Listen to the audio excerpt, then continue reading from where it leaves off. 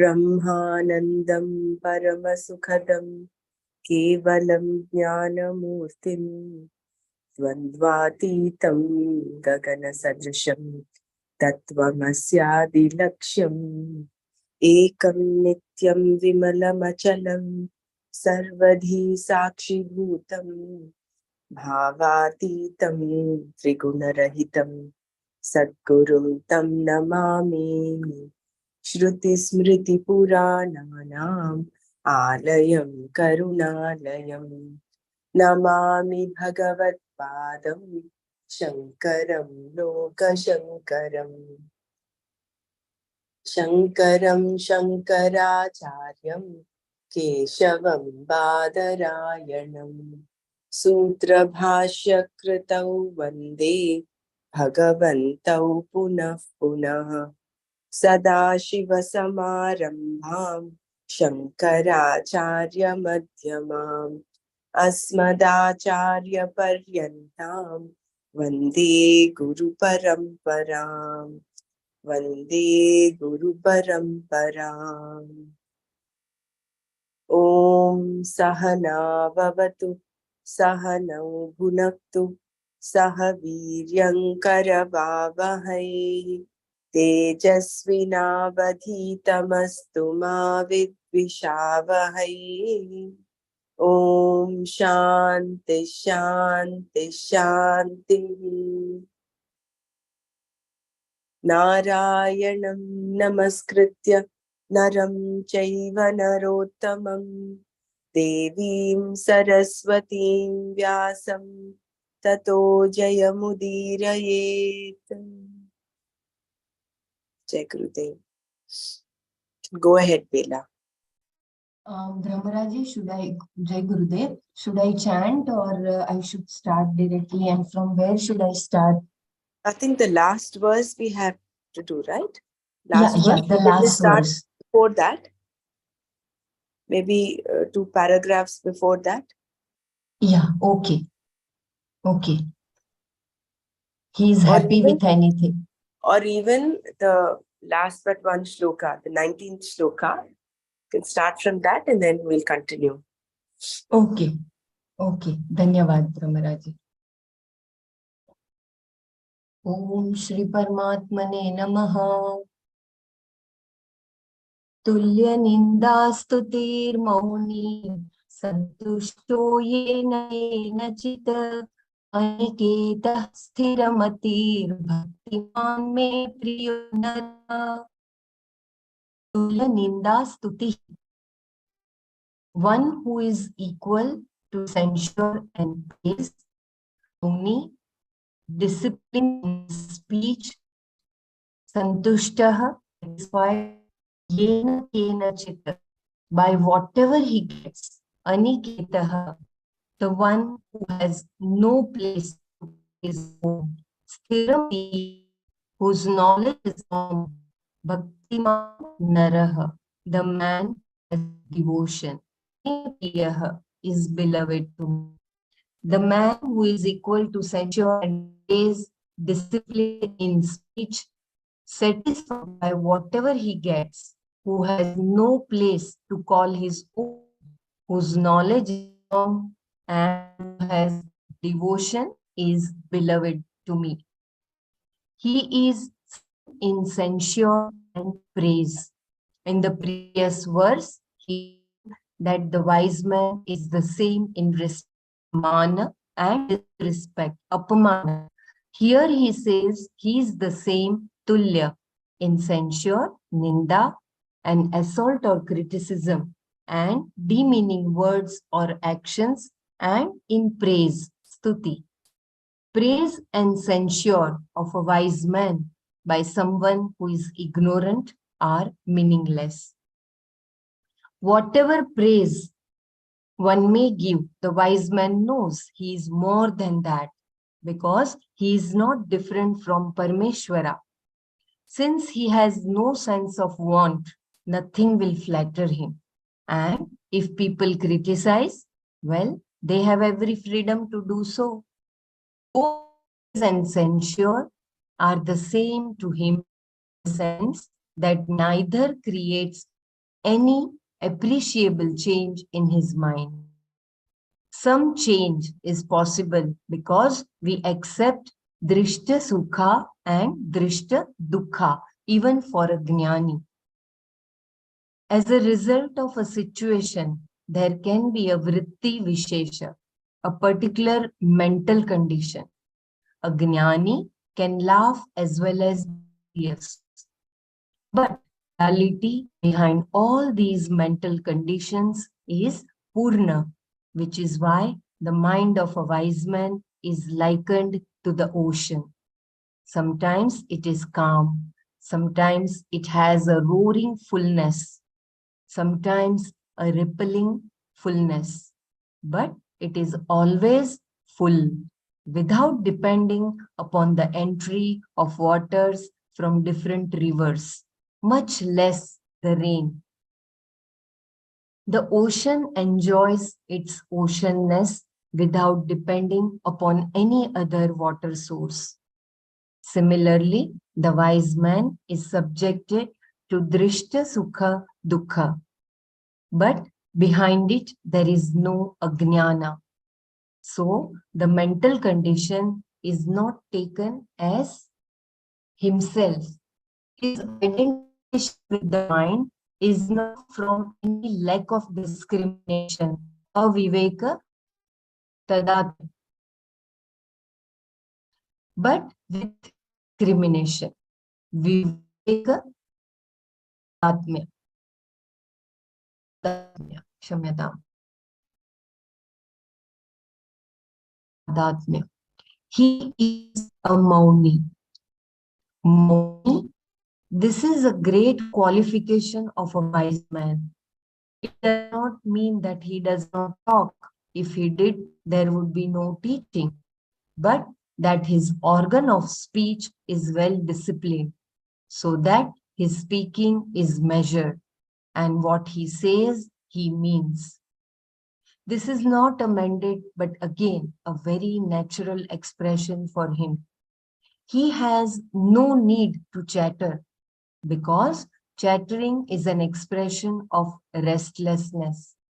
The pressure builds up and you find you have to talk. And it is good to talk. But for the wise man, this pressure does not exist. So talking is not necessary. This can also be practiced as a sadhana as long as it is not made an ideal.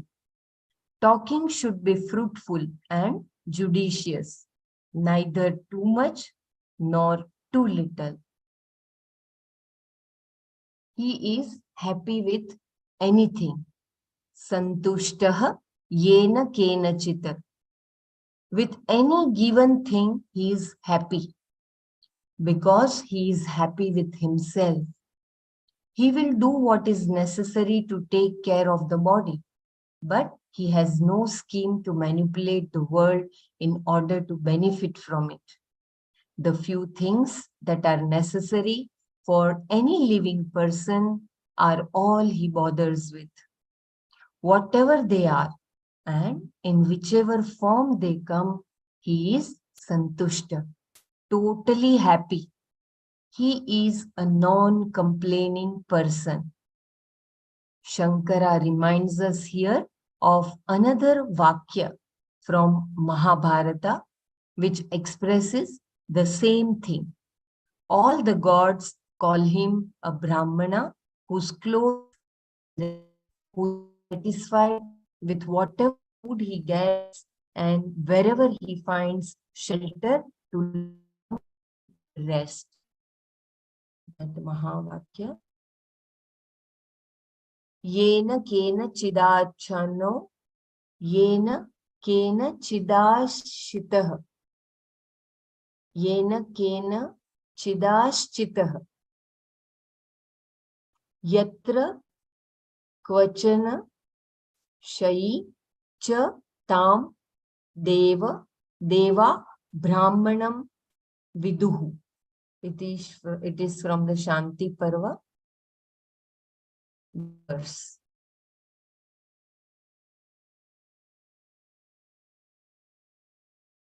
The idea is you do not need to provide him with comfort and happy. People generally require many things to keep them cheerful. Certain types of music, food, company, even conversation topics must all be to one's taste or one gets disconcerted. Some people cannot bear to be in a conversation in which they cannot participate. Even the clouds must be kept away to keep some people cheerful. A wise man, on the other hand, is already pleased with himself. So he is easily pleased with whatever he has. If you are pleased with yourself, the world need not do much to please you, nor can it displease you. Very profound sentence. I repeat, if you are pleased with yourself, the world need not do much to please you, nor can it displease you. Aniketaha, he has no dwelling place and he is happy.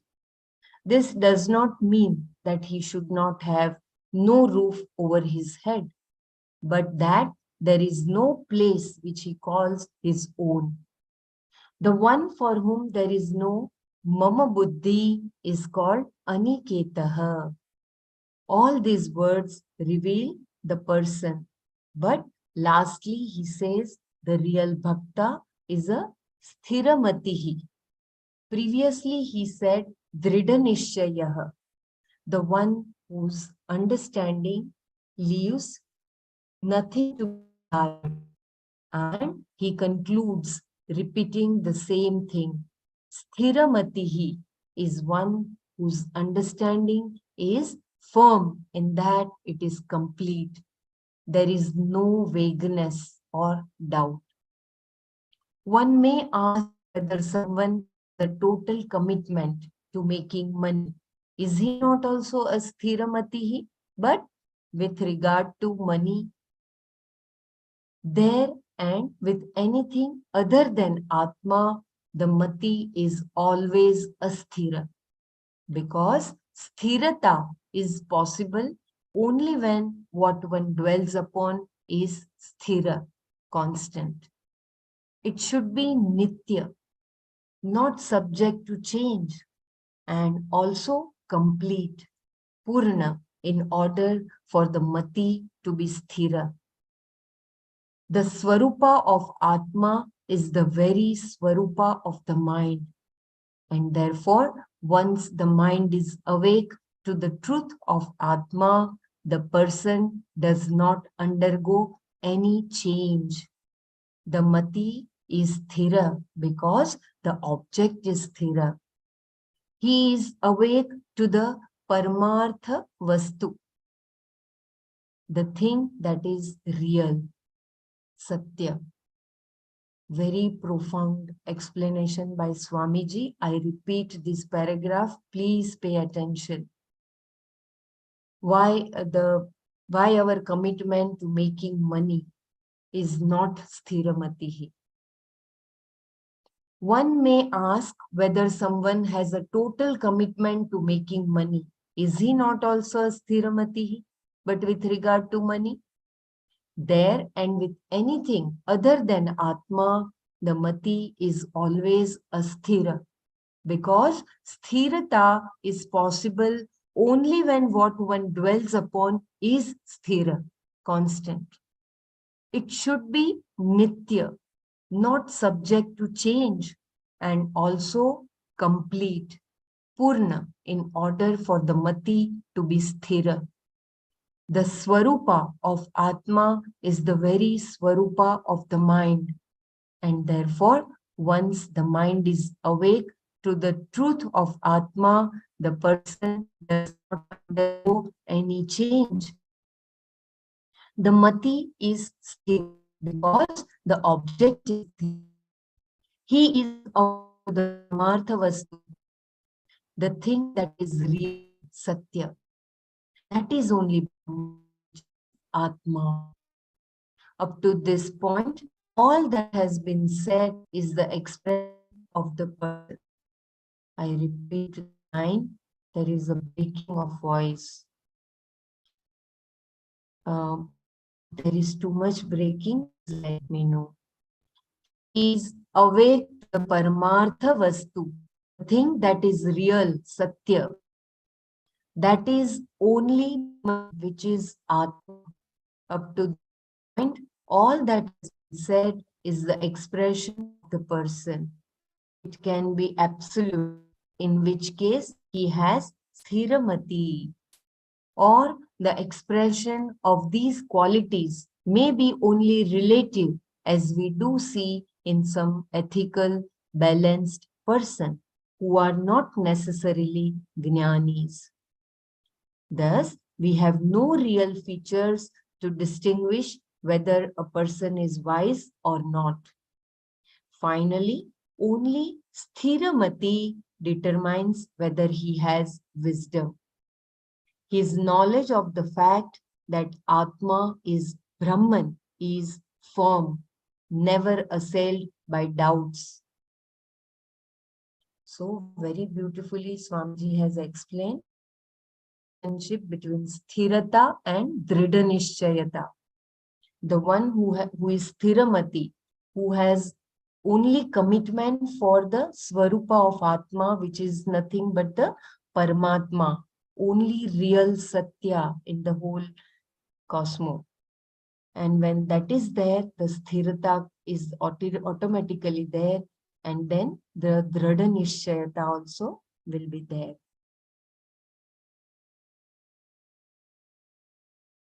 Bhaktiman sa narah. That person is a devotee. The popular meaning, Rudhayartha of Nara. I hope I am pronouncing it correct. Rudhyartha. Rudhyartha of Nara is simply person, but its etymological meaning is the one who does not die. Na riyate iti narah, an epithet for Paramatma. Because of his knowledge of Atma, this person has become a Nara. I repeat, Bhaktiman sa Naraha. That person is a devotee. The popular meaning, Rudhayartha of Nara is simply person, but its etymological meaning is the one who does not die. Na riyate iti naraha, an epithet for Paramatma. Because of his knowledge of Atma, this person has become a Nara. This person has become a Nara. He is further called Bhaktiman, the one who has Bhakti, which means Jnana Swarupa Bhakti. And he is beloved to me, Me Priyaha, which means, as we have been saying, he is my Atma. He is not separate from me. Here, Bhaktiman is used in the sense of Jnani. We have seen the 4 types of bhaktas. The bhakta in distress, the one who is a bhakta when he wants something, a mumukshu who is pursuing knowledge, and the jnani who Bhagwan declares as himself. That is the bhakta described here. Let us maintain the word bhakta, as the word devotee can be a problematic. The root bhaja, from which it comes, means to pursue and also to gain. Now Bhagwan concludes introducing this last verse. Shankara says that the list of the group of attributes of those sannyasis who have clear knowledge of the real Vastu, who have freed themselves from the threefold desire for wealth, progeny, and the hereafter, and who are committed to the pursuit of Akshara Brahma, which was initiated, is now concluded.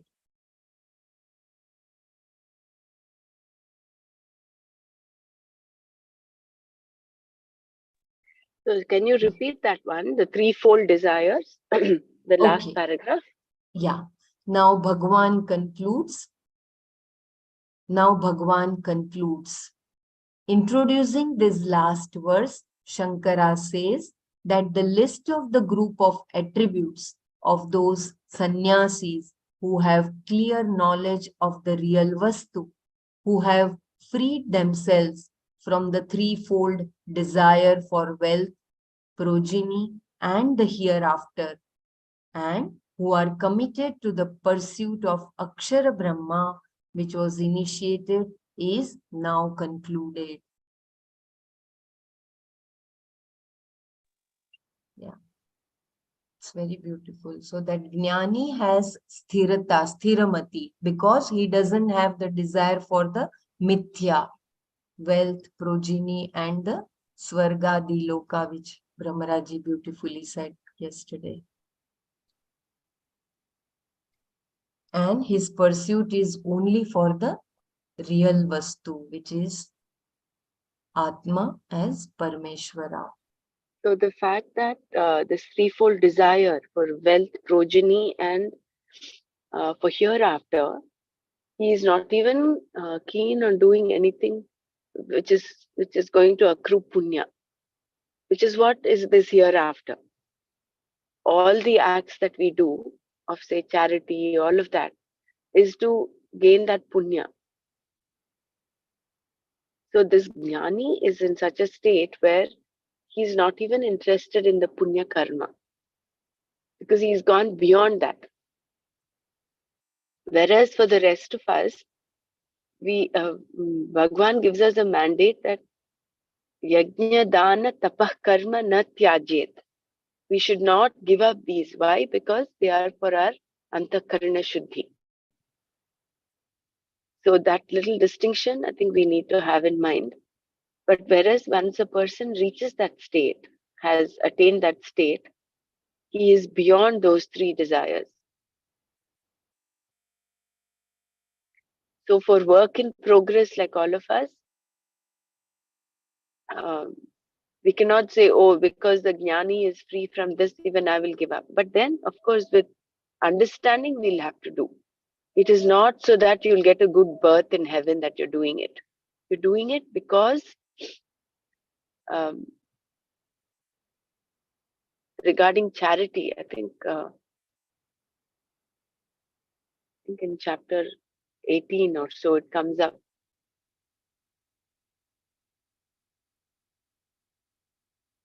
I think we do it because as part of maintaining the whole creation. Unless you do, like every other living being is contributing to nature. Similarly, also the Panchamahabhutas. So I think with that in mind, we continue to do charity, not with the intention of getting punya. So the intention with which we do will change when we are doing this charity, whereas the jnani is already completely free from this need to do punya karmas.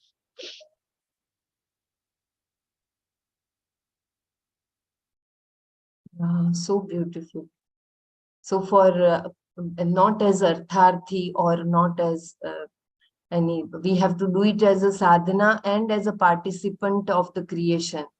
Yeah.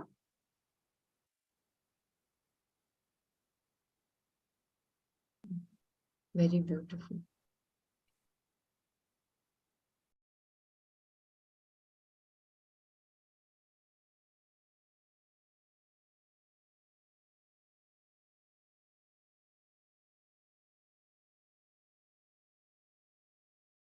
All the qualities taught so far are summed up in this last verse. Ye tu dharmyamritamidam yathoktam paryupasate shraddhanamat shraddhanamat Shraddhadhanamat parama. Shraddhanamat parama bhaktastetiva me priyah. May, is it Priyaha or Priyaha? Okay, Me Priyaha. priyah, I think. It will be me I priyah. think so. I think so. Maybe Hmm. there's a typo there. But here there is on A, there is line. So it is priyah. So it's plural. Hmm. Yeah, this is right. Priyah. Yeah. Ye tu, however, those paryupasate, follow, dharmya, amritam, idam. This life that is in keeping with dharma, leading to immortality. Yathokam, as was told, Shraddhana, Shraddhanah, who are endowed with Shraddha. There is a breaking of voice. Yathokam, as was told, Shraddhanah, who are endowed with Shraddha. Mat Paramah, for whom I am the ultimate. Te Bhakta, those devotees, Ativa, exceedingly, me Priyah, beloved to me.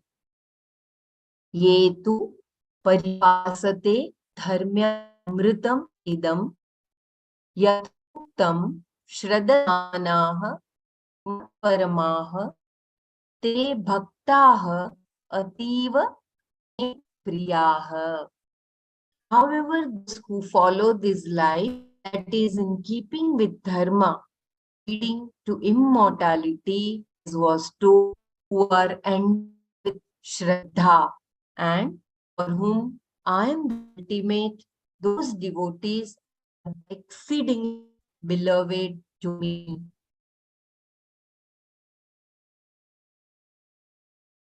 They are most beloved to me.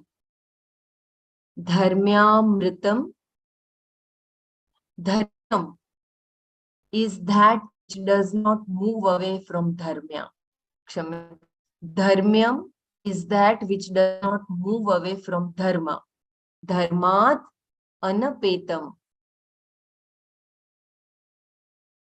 Anapetam. I hope I pronounced it correctly. Anapetam. Anapetam. Anapetam. And it is Amrita because it is the cause for Amritatva, immortality.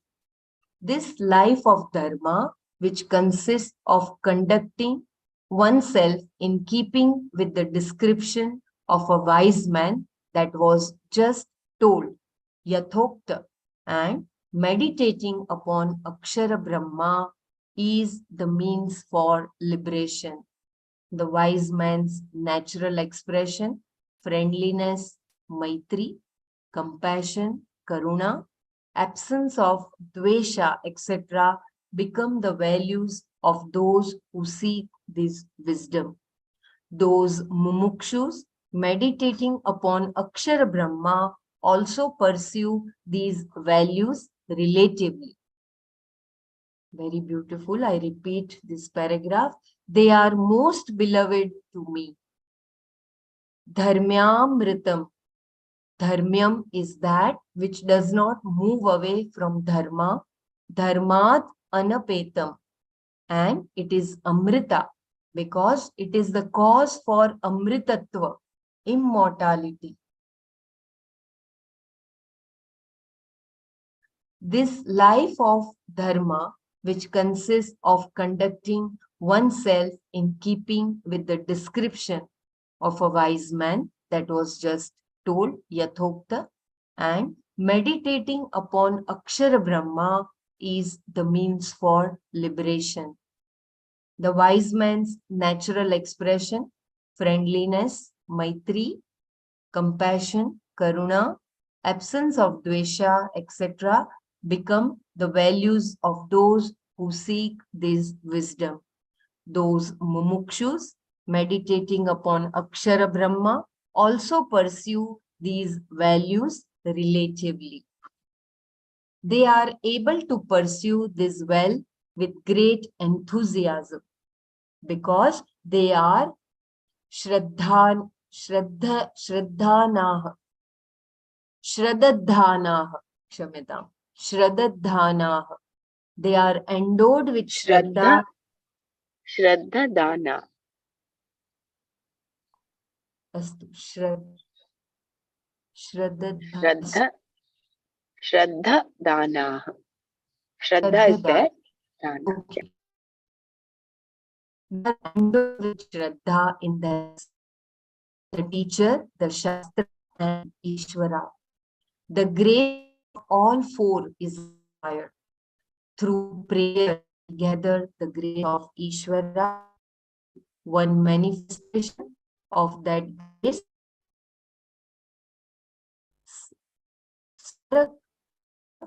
Ishvara Kripa is the very Shraddha. Shraddha. Jai Gurudev Bela, there is a lot of disturbance in the voice. Oh, Is there anyone who can? yeah, I am getting notification continuous. Sumaji or anybody is there? Mrinalji or anybody? Yeah. Where do I start reading from? You can start from the Tatparya of the, because it is very, very beautiful, profound. Okay. However, I can. those. Okay. Sorry. Please go ahead. All right. However, those who follow this life that is in keeping with dharma, leading to immortality, as was told, who are endowed with shraddha and for whom I am the ultimate, those devotees are exceedingly beloved to me. They are most beloved to me. Dharmamrutam, dharmam is that which does not move away from dharma. Dharmat anapetam, and it is amrita because it is the cause of amrutatva, immortality. This life of dharma, which consists of conducting oneself in keeping with the description of a wise man that was just told, yathokta, and meditating upon Akshar Brahma is the means for liberation. The wise man's natural expression, friendliness, maitri, compassion, karuna, absence of dvesha, etc., become the values of those who seek this wisdom. Those mumukshus meditating upon Akshar Brahma also pursue these values relatively. They are able to pursue this well and with great enthusiasm because they are Shraddha Dhana. They are endowed with Shraddha in themselves, the teacher, the Shastra, and Ishvara. The grace of all four is required. Through prayer, we gather the grace of Ishvara, and one manifestation of that grace, Swara Kripa, is the very Shraddha.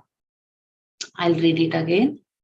They are able to pursue this well and with great enthusiasm because they are Shraddha Dhana.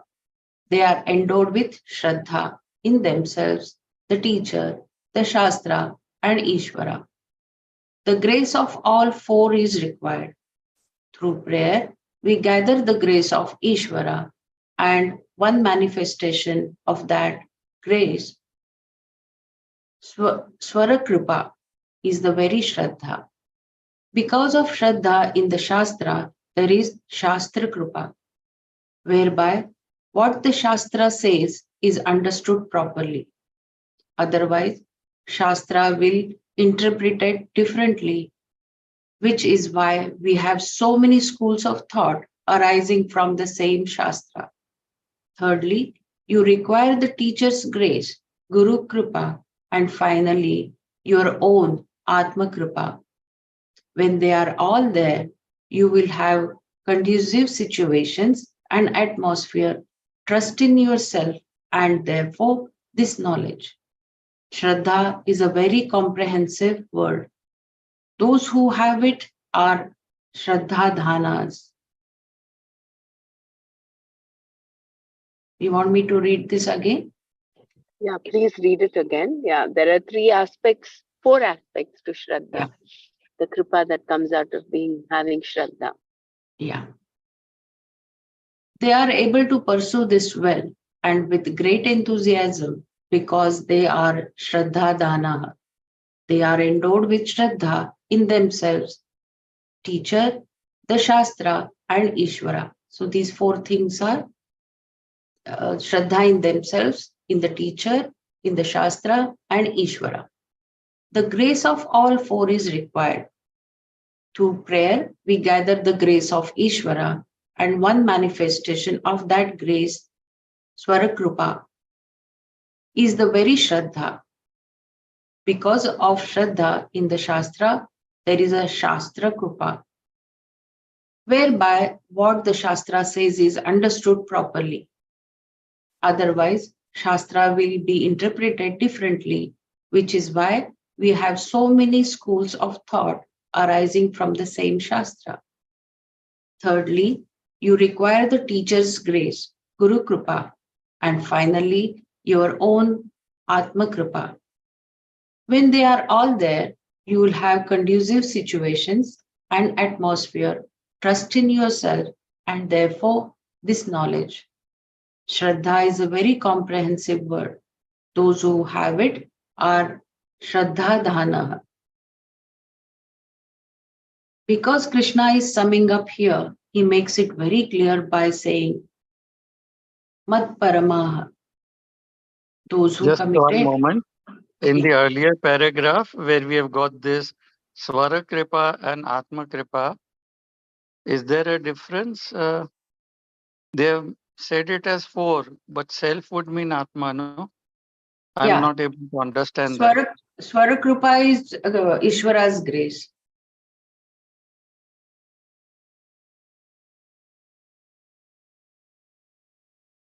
Atma Kripa is See, we should not have, there are four aspects here, no? One Yeah. is themselves, Atma, that is your own self doubt. Then the teacher, if you look at Shraddha, and the opposite is doubt. So you may have doubts with yourself, doubts with the teacher, doubt with the Shastra, and doubt Ishvara. Whereas the Shraddha they're talking about is they have Shraddha in themselves, in the teacher, and the Shastra, as well as in Ishvara. So the Swarakripa is the grace of Ishvara. So he's going backwards actually. And then Shraddha and the Shastra, that is Shastra Kripa. Then Guru Kripa, grace of the master, as well as what is the Atma Kripa? It's called Atma Kripa. Because unless we have this faith in ourselves, we cannot also be having those qualities of commitment, determination. All that needs to be there. So I think all the four are required. Very beautifully dissected, the whole Shraddha. Comprehensive it is, in that it has four aspects to it. No, But self itself is Atma, na? no, Then which is Swara true. Kripa and Atma Kripa, the Correct. difference. The Atma here is, I think, the Atma of the person, the like you and like we are a work in progress. I think that is the Atma, the Jiva, so to say. Swarakrupa is the scriptural knowledge because that is what we heard, no? Shruti, Smriti. That's what I No, think. Swarakripa is No. Ishvara. Shastra Kripa is that coming from the scriptures. And then Guru Kripa. Atma Kripa is, I think, see, if you have to do something, if you have to pursue something, you have to have faith in yourself. Or you cannot have doubts reeling, oh, will I get there? Will I be able to reach there? That is the Atma Kripa, I think, is being mentioned here. It's not Atma in the sense of Paramatma. So this Atma Kripa, the meaning is more to do with the person who's work in progress. It is not, this Atma here is not the Brahma, Paramatma that we're talking about. That is why it is given differently, is my understanding. And if you have seen with every paragraph, at the end, Ishvara says, he is dear to me, meaning I am dear to myself. I mean, even I had this thought, like every time, why there is a distinction between Atma and Ishvara. Once you say that I am that, again, you are distinguishing between Atma and Ishvara. Atma, and every time it has been happy. I mean, you take to the edge and then again you split it between Atma and Ishvara, saying that you are dear to me. You are dear to me. I think it is only because to give, because it is an answer to Arjuna's question. Who is dear to you? Is this the one who, the beginning of the 12th chapter, is it the one who is pursuing Saguna Brahma Upasana or Nirguna Brahma Upasana? Was the initial question Arjuna had in the 12th chapter. So That's in right. answer to that, see, all this is in reference. We need to look at the context in which it's being given. So in that context, he's saying, he is dear to me. Dear to me doesn't mean there is a difference between the Jnani and Ishvara, or Jnani and Bhagwan. They are the same. Jnani to me matam, or Jnani Atma Eva. He's mentioned that several times. So he's classified Jnani as a Bhakta also, but then it means that the Jnani, there's no difference between the Jnani and Bhagwan. He has reached that ultimate space where there is no distinction between him and Bhagwan. But then Bhagwan mentions to him, because he's all these are in answer to Arjuna's question. But please keep this question to have greater clarity. And we have Nana's session later.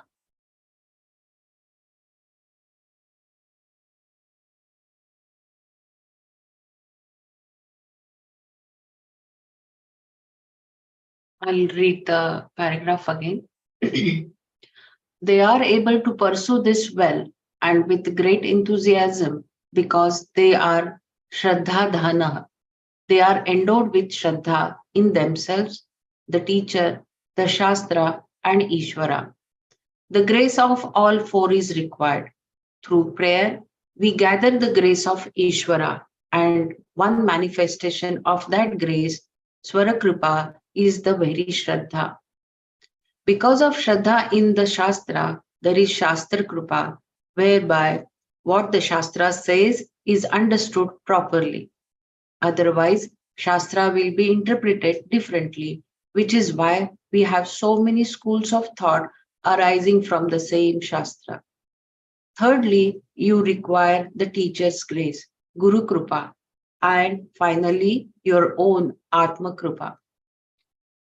When they are all there, you will have conducive situations and atmosphere, trust in yourself, and therefore this knowledge. Shraddha is a very comprehensive word. Those who have it are Shraddha Dhanas. Because Krishna is summing up here, he makes it very clear by saying, Mat Paramaha. Those whose commitment is to me, if you are invoking the grace of the Lord for the sake of the health or economic welfare or any other reason, then your commitment is to those things and not to Ishvara. There is nothing wrong with that, but the one who is Mat Parama wants to know Ishvara, which is an entirely different thing.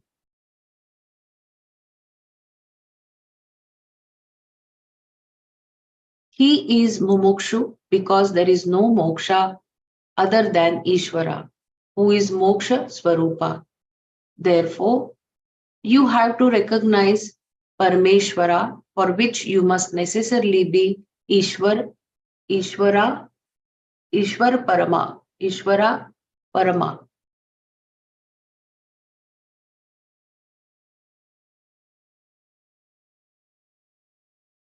Ishvara Parama. To make it clear that this is not a meditation upon cosmic form, Ishwar Swarupa, Upasana. To make it clear that this is not a meditation upon the cosmic form, Ishwar Upasana, Ishwara Vishwarupa Upasana, Vishwarupa Upasana, Shankara says that when the Lord Krishna says Aham here, the meaning is Akshara Atma, the self that is not subject to destruction, who is the Paramagati, the ultimate end. It is also the immediate end. If it is only the ultimate end, you can postpone it, but when the ultimate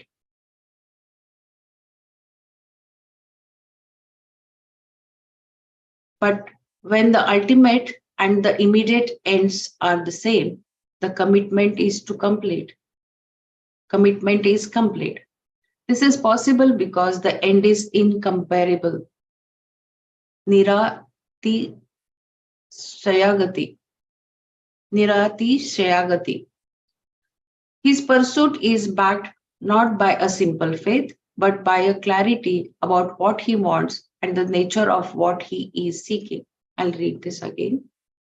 To make it clear that this is not a meditation upon the cosmic form, Vishwarupa Upasana, Shankara says that when Lord Krishna says Aham here, the meaning is Akshar Atma, the self that is not subject to destruction, who is the Paramagati, the ultimate end.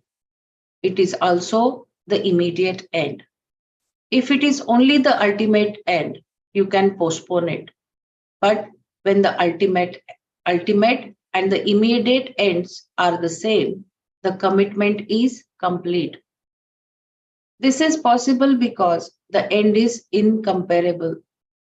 Niratishaya Gati. His pursuit is backed not by a simple faith, but by a clarity about what he wants and the nature of what he is seeking. They are called bhaktas, whose bhakti is characterized by knowledge of what is real, the Paramartha Vastu. The jnana is also real because it is not subject to sublation. Of those who have this knowledge, Bhagavan says, they are the most beloved to me. Te ativa me priyaha. His use of word ativa makes it clear that he is speaking here of the jnani, not any other bhakta. Though the karma yogis are also dear, the jnanis are absolutely dear to Bhagavan because they are not different from himself. Their bhakti has fulfilled itself in the form of knowledge, and since fulfilled bhakti is also bhakti, the jnani is called bhakta. In the beginning, his pursuit is jnana, and in the end, it is again jnana. Should I read the paragraph again?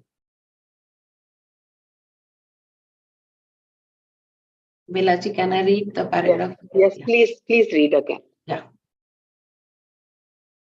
They are called bhaktas, whose bhakti is characterized by knowledge of what is real. Paramartha Vastu. The jnana is also real because it is not subject to sublation. Of those who have this knowledge, Bhagavan says, they are the most beloved to me. te ativa me priyaha. His use of word ativa makes it clear that he is speaking here of the jnani, not any other bhakta. Though the karma yogis are also dear, jnanis are absolutely dear to Bhagwan because they are not different from himself. Their bhakti has fulfilled itself in the form of knowledge, and since fulfilled bhakti is also bhakti. The jnani is called a bhakta. In the beginning, his pursuit is jnana, and in the end, it is again jnana. Whatever effort is required to do Shravana and foster these values in himself, he does. They do not automatically take care of themselves. You have to apply your will to cultivate these values and keep yourself in a position where you can gain this knowledge. Whatever effort is required to do Shravana and foster these values in himself, he does.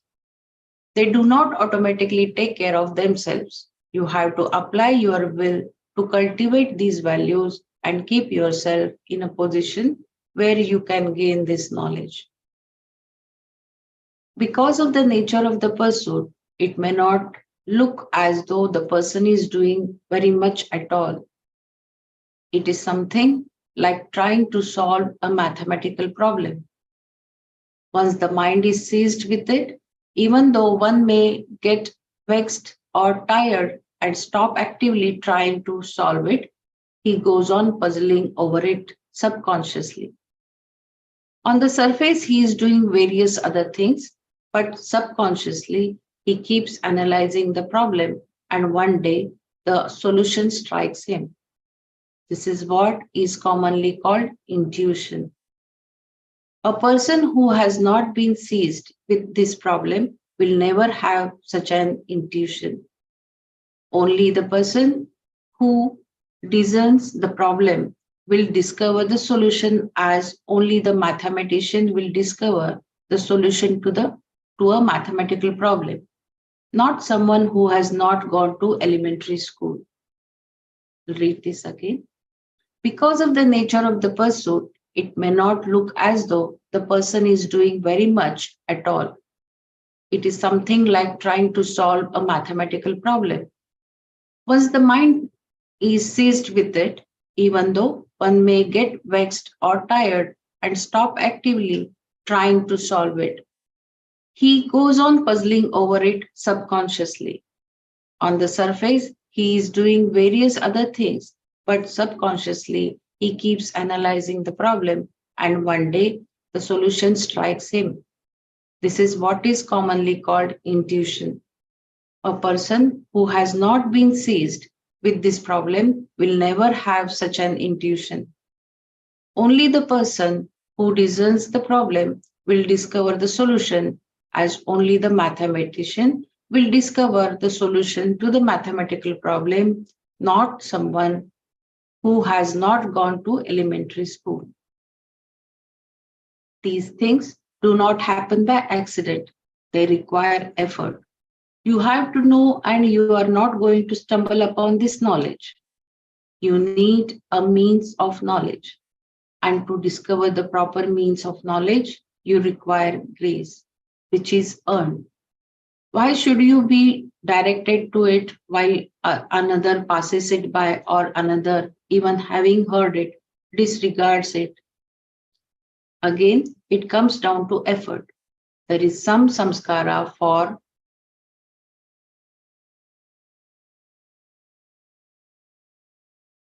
Advaita, which is karma phala of great punya. Therefore, you must exercise to overcome certain difficulties which may arise. In any pursuit, there are difficulties, and the pursuit of knowledge is no exception. People lose their enthusiasm and even give up in the face of obstacles, only because they are not clear about what they want. With some effort and will, the difficulties can be faced, and as I told you, prayer is the ultimate expression of will. The one who wants to reach the ultimate end, which is the most beloved and not different from himself, must make effort, yatna. Can I read the paragraph again? I think this paragraph sums up the aspect of nididhyasana, because Shravana, of course, is important. And it includes, I think, both Manana and nididhyasana, where you put that constant effort, like in that case of the mathematician who wants to solve that problem. Only he constantly, even subconsciously, keeps thinking about the solution, about how to solve it, and therefore he gets it. At some point, it clicks. Like how for Archimedes it clicked, Eureka, he was in the bathtub and intuitively he got the answer. So that is the yatna, that prayatna required from sadhaks. A passerby may not get, he's not even thinking about this mathematical problem. So where is the question of him getting the solution? So that prayatna, that effort, purushartha is required. That is why moksha is called a purushartha also. Although moksha is ourselves, we are nothing but moksha. We are free, but because we are enveloped by that hridaya granthi, by that avidya, in order to deshackle ourselves from that avidya, we require the shravana, manana, nididhyasana. That's the effort. So beautifully summed up. I mean, in this chapter, Swamiji has given us a lot of insights into what avidya is, what those hridaya granthi, different types of shraddha, different types of very beautiful. Please go ahead, Renan. These things do not happen by accident. They require effort. You have to know, and you are not going to stumble upon this knowledge. You need a means of knowledge. And to discover the proper means of knowledge, you require grace, which is earned.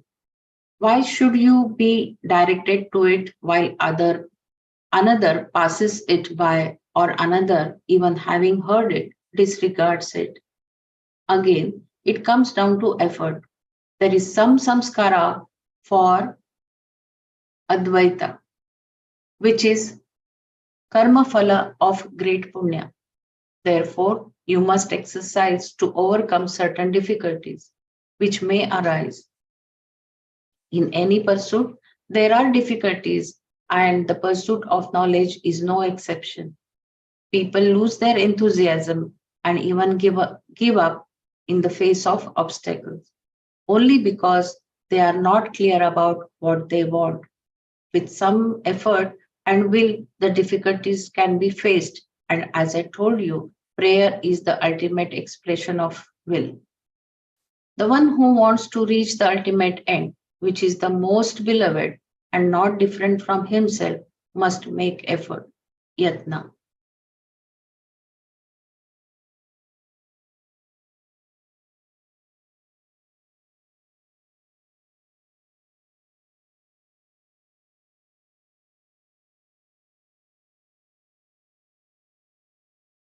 Should we conclude? I mean, should I say the last?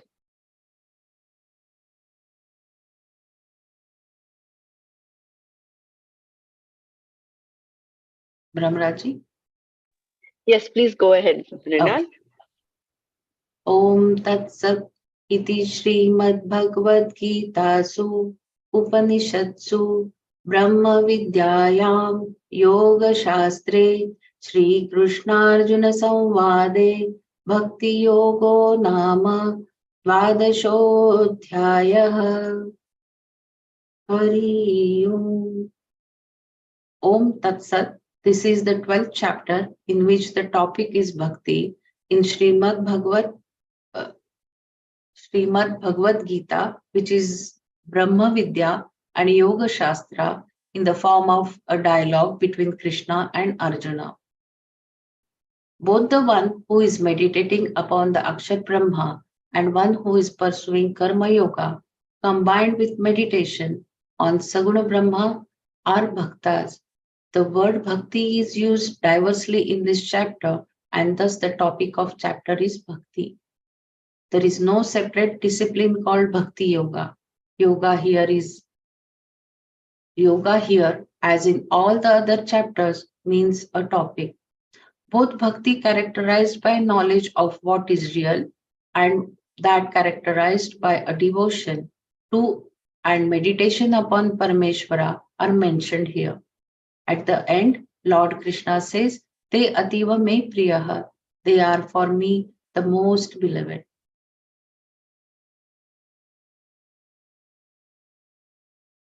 I'll read the last two paragraphs. Both the one who is meditating on Akshar Brahma and one who is pursuing Karma Yoga combined with meditation on Saguna Brahma are bhaktas. The word bhakti is used diversely in this chapter. Thus, the topic of chapter is bhakti. There is no separate discipline called bhakti yoga. Yoga here, as in all the other chapters, means a topic. Both bhakti characterized by the knowledge of what is real and the characterized by the devotion to and meditation upon Parameshvara are mentioned here. At the end, Lord Krishna says, Te ativa me priyaha. They are for me the most beloved.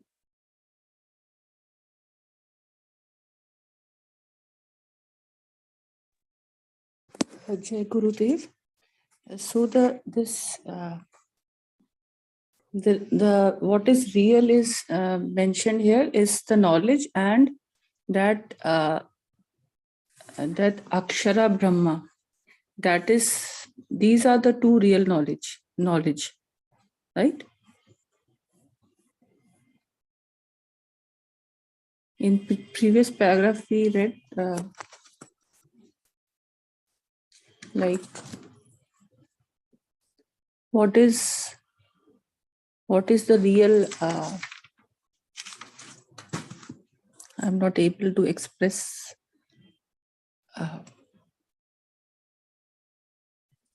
Real is only one, no? no, but here in this what we read in this paragraph, this verse, it was said that the jnana is also real because it is not subjected to sublation, that we read.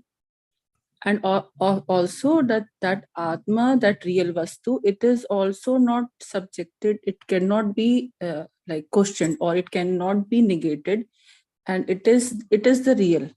So these two things come out, that the knowledge and that prayer, because you are praying that Akshara Brahma, that your the Swarupa, that is the real.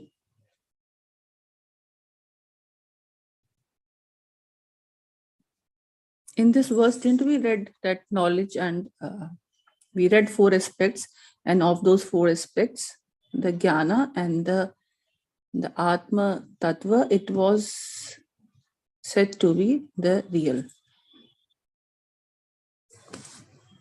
I was relating it to the bhakti yoga, the last paragraph you are reading after this Om Tat Sat, the paragraph you read, I was relating this to that we read just earlier.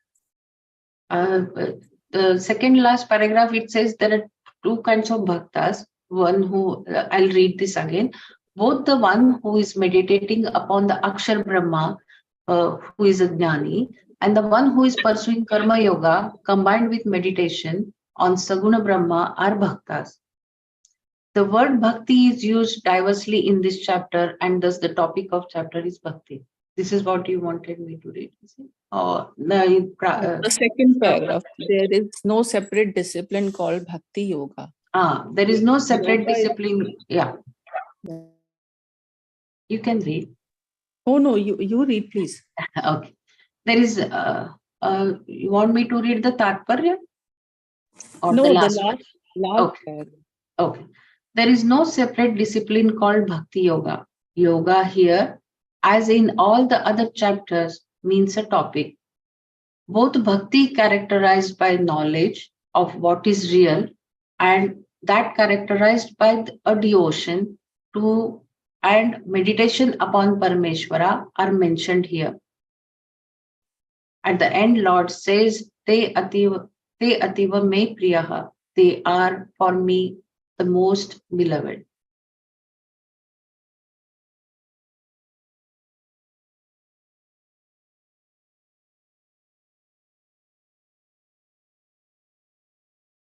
So these bhaktis, they are the saguna and nirguna bhakti, characterized by the knowledge of what is real.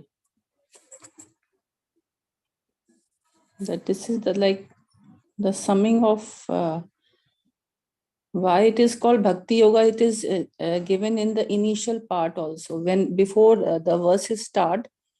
Why it is called bhakti yoga, though it is not a yoga, but it is called bhakti yoga. It involves the bhakti, that prayer, and that knowledge. This is what I understood. Yeah, that is what he said. No, this bhakti is not another separate path. It is not that there are three paths: jnana, bhakti, and karma. There is only two paths. One is two lifestyles, not even paths. One is the jnana, those that pursue the jnana alone, that is the nirguna brahma upasana, and the other one is karma yoga. And bhakti is also an act. Prayer is also is an act. Therefore, it comes under karma yoga. So the karma yoga, people who follow karma yoga, who are also pursuing karma yoga, means they're doing what they have to do, plus they're following knowledge. They're meditating. So therefore, there are these two aspects of bhakti. One aspect of bhakti with respect to those who are pursuing nirguna brahma upasana, that is the jnanis who meditate upon the akshara brahma, that is considered as knowledge. That bhakti is considered as equivalent to knowledge. Whereas the bhakti that the karma yogis are pursuing is in the form of devotion, is in the form of a prayer. Mental, if you remember in the beginning, Swamiji talked about a prayer as a ritual, as even a mental japa itself. That's also it's a mental act. So therefore, that bhakti is what is characterized by the bhakti that the karma yogi pursues. So both aspects have been described here, and therefore it is not mentioned as Swamiji is only clarifying. It is in which context bhakti you're talking about, that we have to relate to that context. With respect to a jnani, it is jnana. With respect to a karma yogi, it is the act of devotion. Because see, for a karma yogi, there is always that dvaita that is there, which is why he recognizes Ishvara. So he is there, Ishvara is there. So there are two, whereas for a jnani, there is only Ishvara, there is only him. Him and Ishvara are no different. So he is in that space of Advaita. So that becomes maybe the main difference between a jnani as well as a karma yogi. So does it mean that jnanis don't necessarily engage in prayer and chanting, or they do it? They may do it. I mean, they may do it because their samskara or their prarabdha is taking them to do it. If you remember those three kinds of prarabdhas, ichha prarabdha, paricha prarabdha. So maybe someone else wants it to be done and therefore they're doing it. Like Swamiji, he would not have given this Bhagavad Gita, this pravachan and all that. Maybe it was the sum total ichha of his students that got him to do it. Yeah, So that is fine. No, I'm asking about prayer. I even think it same thing with prayer also. Jnani has given up all the nitya naimitya karma, so he will not do it as a ritual. He may be doing it out of devotion, but he will not do as a ritual that on a daily basis. This is what I understood. Yeah, Yes, that makes and sense. he does not require any to pursue any punya karma, like those three desires we learned today, for wealth, progeny, and for hereafter. So he doesn't even have that. Free will is completely resolved in jnana. So whatever he does, his actions, we are looking at them from the lens of an ajnani, but he is already crossed beyond. He's beyond that avidya. He is living. He's a personification of jnana. So he's beyond all of this. That is why somewhere it's mentioned we cannot judge an enlightened being based on these virtues that are given here, because some of them they're different. I mean, there are some who are like unmatta. There are some people they considered mad because they are in a different space. So we cannot use these yardsticks to decide whether a person is a jnani or a jnani. These are all the different aspects of a jnani, but they become tools for us. They become like the sadhana tools for all the sadhaks. And Jnani's lakshanas, yeah. sorry, you can. Jnani's lakshanas become the sadhakasya sadhanani.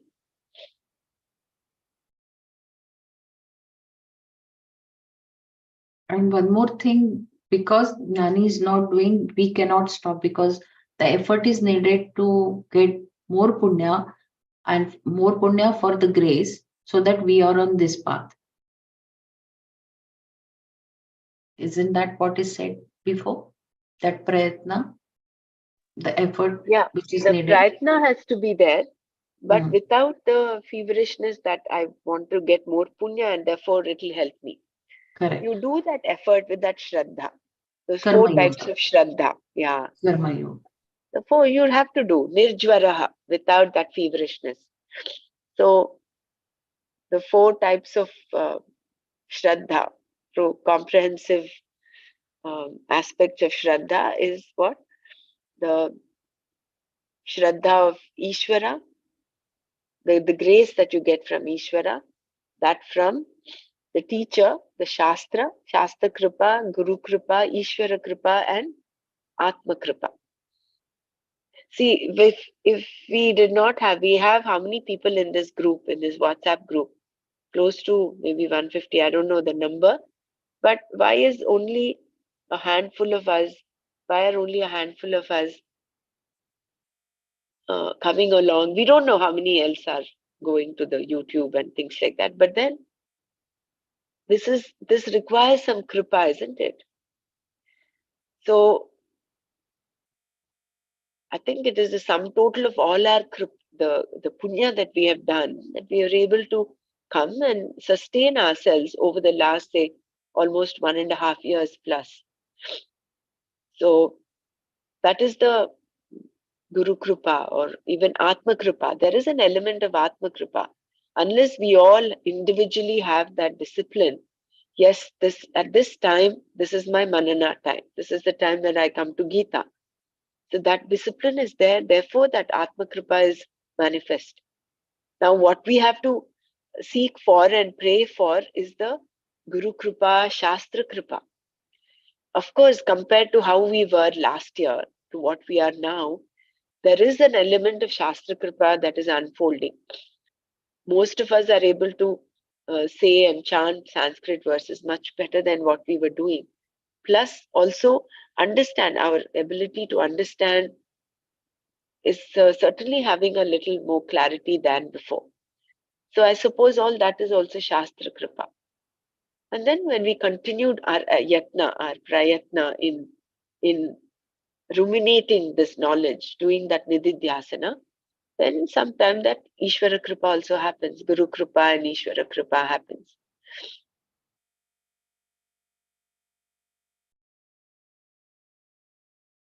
So it's the like person's will is very important. The willpower which God has given us, you have to exercise that and make effort. And for making effort, that will is required. And again, that it's like if will is required, it is given by His grace. If you exercise your will, then His grace would be there. It is like both ways it is acting. That is Will very has true, very- because how many people we tell them, oh, this is, I have invited so many friends to join, but hardly anybody has come, to join this group. Yeah, myself also, like I was Mm. so So not this- everyone. yeah. And rather they they comment negatively. Why are you doing this? This is not your age. Like uh, they bug you also. They'll say, why are you? This is not your age to study Gita. And I tell them that we should study Gita from our initial childhood. So it is very the people who are not in knowledge, they will speak like this only. Yeah. And it says the right knowledge. There is something which we learned earlier called Umsam Advaita Vasana. Guru Kripa Deva, I don't know.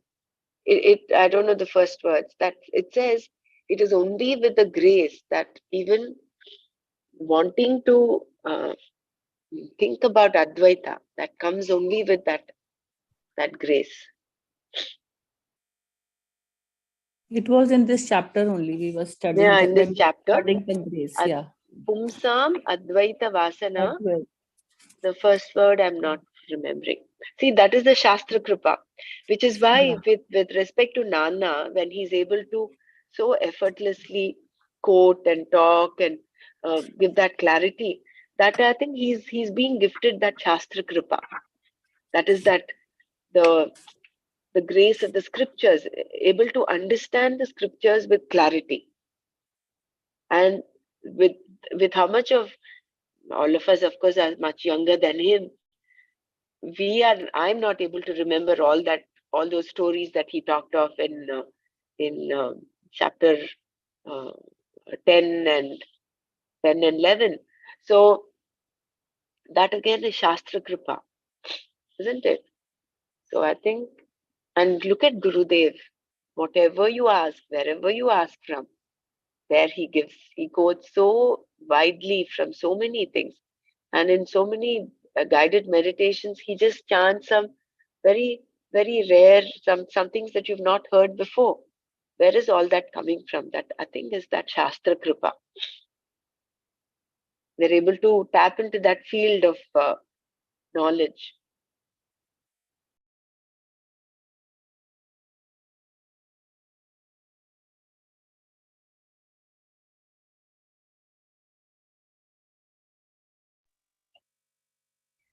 So what do we do today? We'll of course continue the Manana. Maybe tomorrow, should we just wrap up the whole chapter 12? We'll chant it all together once. It's only 20 verses. And we'll do the individual meaning of each verse. And if we want to elaborate on any verse or any part, we can do that. And I will check with Nana. Maybe on Friday, we can have a session. But maybe the timings we'll have to change a little bit, because 5 in the morning would be a little too inconvenient for him. If we can make it a little later in the morning, or even Sunday. Yeah, Sunday we can do. Sunday, I think it'll work, because people in India also will be okay for a little later session on Sunday if it's possible. Either Friday or Sunday, let's decide. We can put up our feedback, because rather than 7:30 in the morning on India time, we can have it at say 9 o'clock India time, which will be like 7:30 here. Friday is better for us, Dr. Friday is better for us, I know. But Friday is working for all of them, no, Dr. Renu? So let's see what works. We Yeah, can, it is recorded, right? yeah, it's anyway going to be recorded. Yeah, So yeah. those of Okay. us who are not able to, we'll see how Uh-huh. maximum can benefit. So Yes, we'll then decide accordingly, either yes, Friday yes. or Sunday. Okay. Yeah. Yeah. One suggestion I was having, like it is a small chapter. If we are 14, 15 people, so if each one can do one shloka, and so that it will be revised wholly. Otherwise, we Wonderful. just read the meaning That, and that essence will not be there. that is So such I a was, wonderful idea. I think we'll do that. So should we do that? Tomorrow is Thursday, Friday, Saturday. So if we are planning to do to have Nana session on Sunday, which case we have 3 more days left, we can each then take up one shloka. Um, Dr. Savita, very good initiative. We can put in the WhatsApp group which shloka each one is taking. We have yeah, 14, today 15 of we'll us right do. now. Yeah, Huh? yeah. And So we can cover. accordingly, we can go to the PDF, read that Yeah, completely, and then present it. Very good. yeah.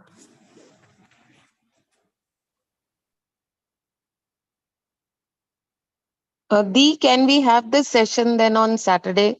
Because Friday I am not free. Saturday, huh? Saturday of going through this, each one of us going through the shloka. Can we Yeah, keep yeah. it on?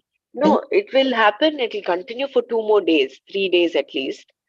So you Okay. can choose one of the later shlokas that come later, maybe after 10th shloka or so. So we can do that on Saturday. Yeah, thank you. Mm.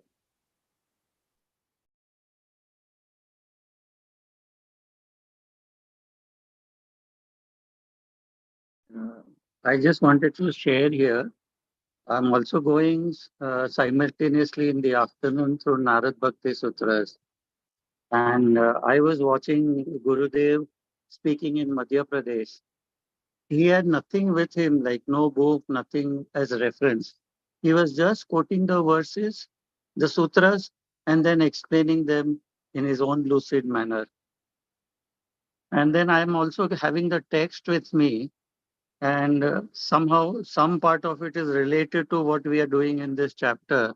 And maybe 2, 3 days back, we discussed this about using astrology as a uh, support system or a map or whatever.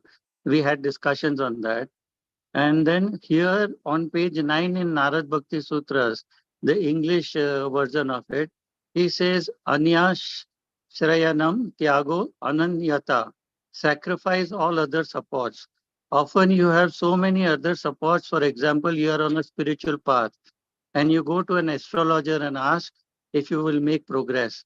What will happen? You are taking another support. Letting go of all support is Anyashrayanam. Niradhar, that is dropping the crutches. And the mind is looking for crutches. It is looking for some anchor here and there. For example, if you feel negative, you go and talk to someone. If anyone supports your negativity, you start feeling better. If someone shuns your negativity statement, it irritates you.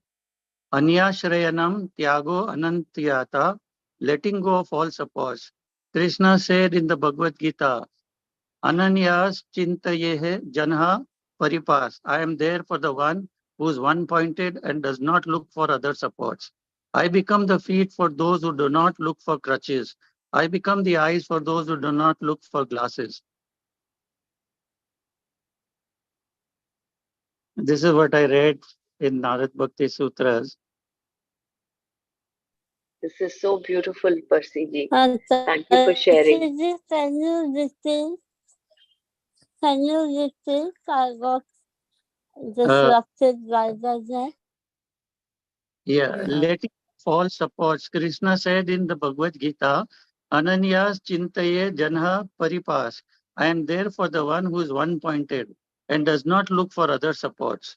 I become the feet for those who do not look for crutches. I become the eyes for those who do not look for glasses. Means talking about total Shraddha in him.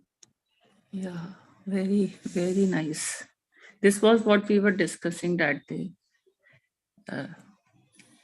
I think this will answer your question, Dr. Savita, about Yeah, whether yeah. you're going through some Thankful, challenge and someone says, do this thankful homa, to do that for homa. people.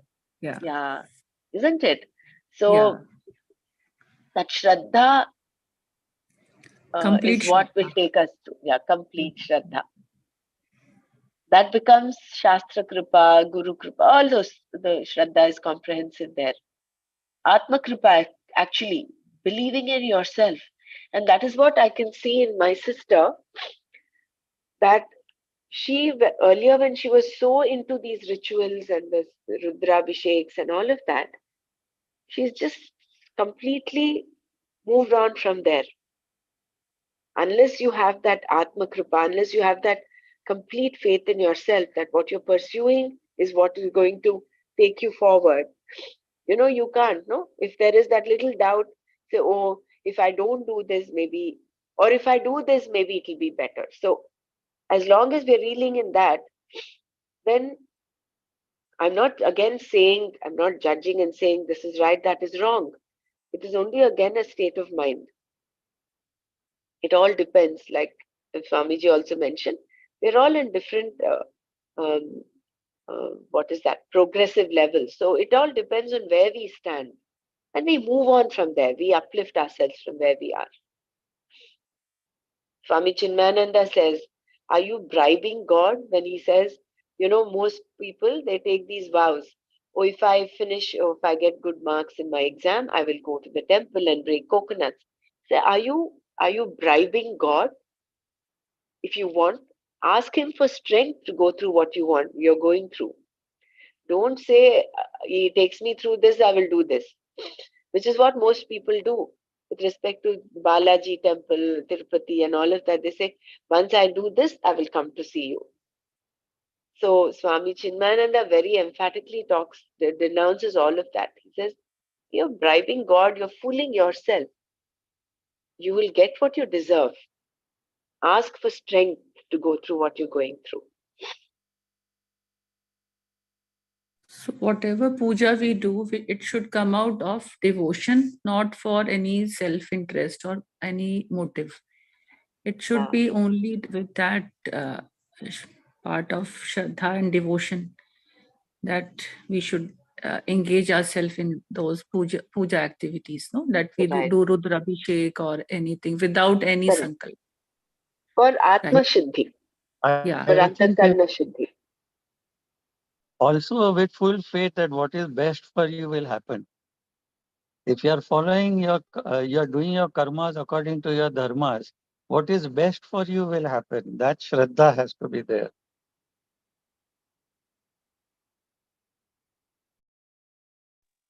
Which is true, which is very true. What Sarlaji says is puja through gratitude. Yeah, very true. And that is why prayer is the highest form of exercise of self will, of free will.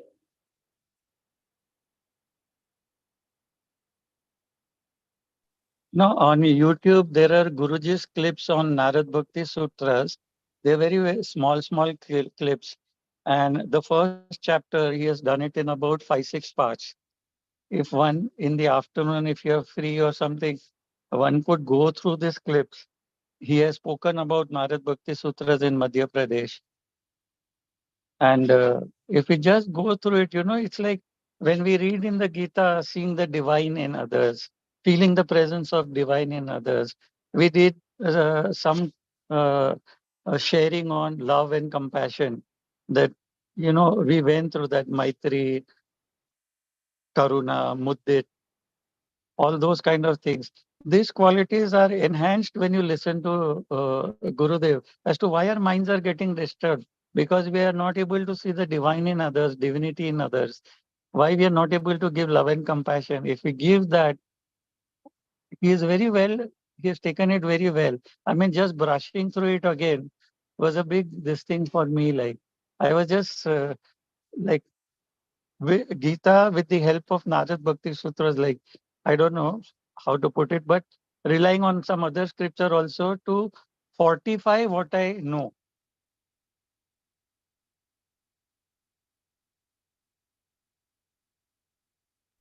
Request you to share those videos if you can in the group, Varsiji. It will benefit everyone.